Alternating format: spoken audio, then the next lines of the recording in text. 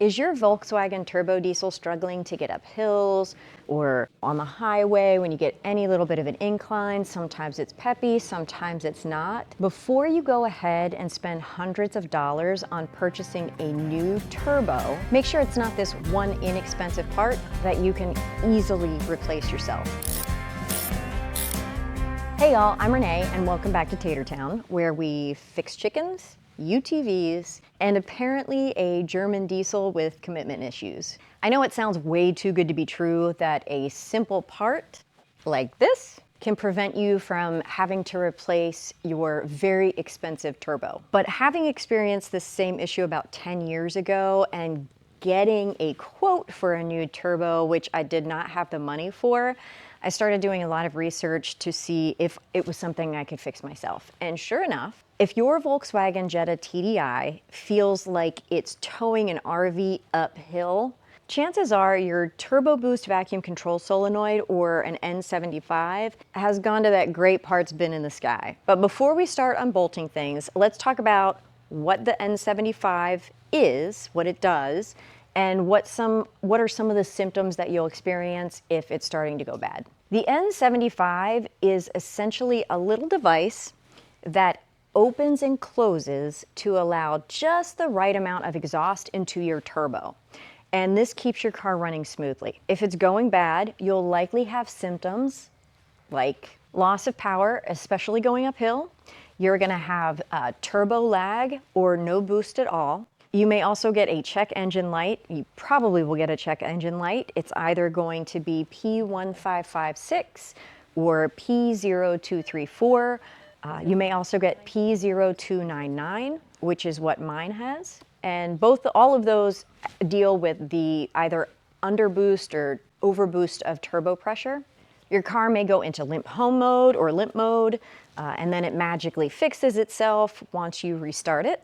And sometimes the boost is going to feel inconsistent. Sometimes it'll be, like I said earlier, peppy, and sometimes it just feels dead. Like you're pushing on the gas and it's not going anywhere. If restarting your car fixes the problem temporarily, that's a really good sign that this N75 is waving a little white flag. And if you're comfortable with doing the work on your vehicle, I'd also inspect all the vacuum lines for any damage or cracks that can also cause similar symptoms. Like I said earlier, I replaced this part about 10 years ago, probably a little bit longer than that, and it's been acting up again. So this is a really good opportunity for me to make this video for you on how to replace it. Here's what you're gonna need, and I'll put everything in the description in case you need to buy them. You're gonna need to get a replacement N75 turbo boost solenoid. You can get the OEM part, which will cost you more than if you get an aftermarket part. If you're gonna get the aftermarket part, make sure it's got good reviews and it is high quality. You're gonna need a flathead screwdriver or hose clamp pliers, or if your fingers are small enough, you can just use those. That's what I'm doing. You may also need needle nose pliers,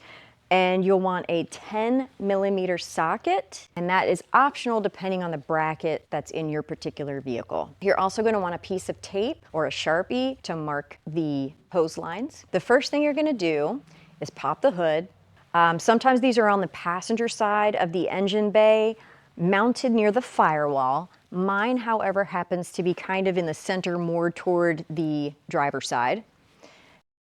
Depending on your setup, the valve may just slide out of a rubber mount, or if it's like mine, it's held in by two 10mm bolts. If I remove the nut on the right, which is easier to access than the one on the left, and then I simply loosen the nut on the left, the N75 will slide out without having to remove the nut on the left.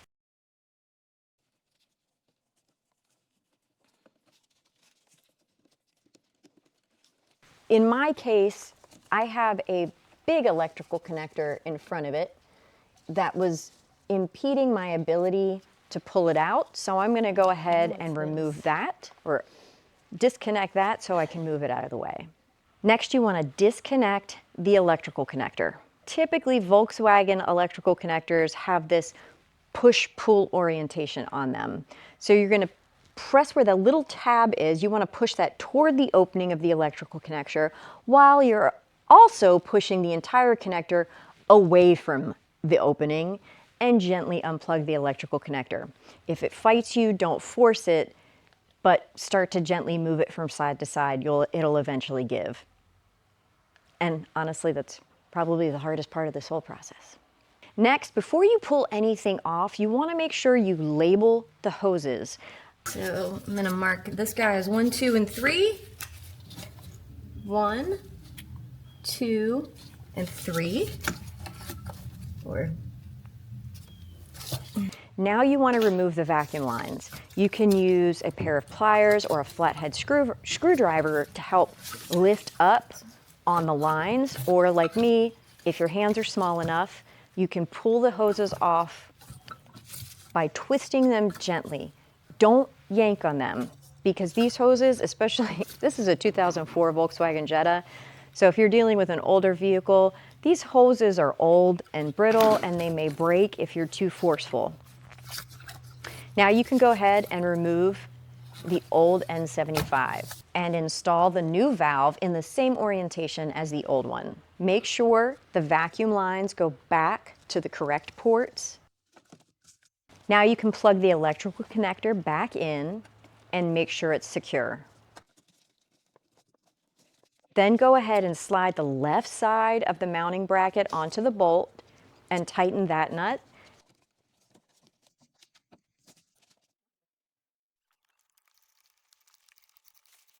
And then tighten the right bolt and nut.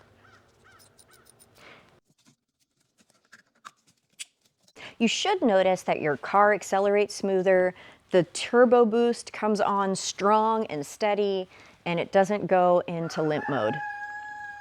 If it pulls uphill and it's not giving up about halfway through, you can congratulate yourself because you fixed it.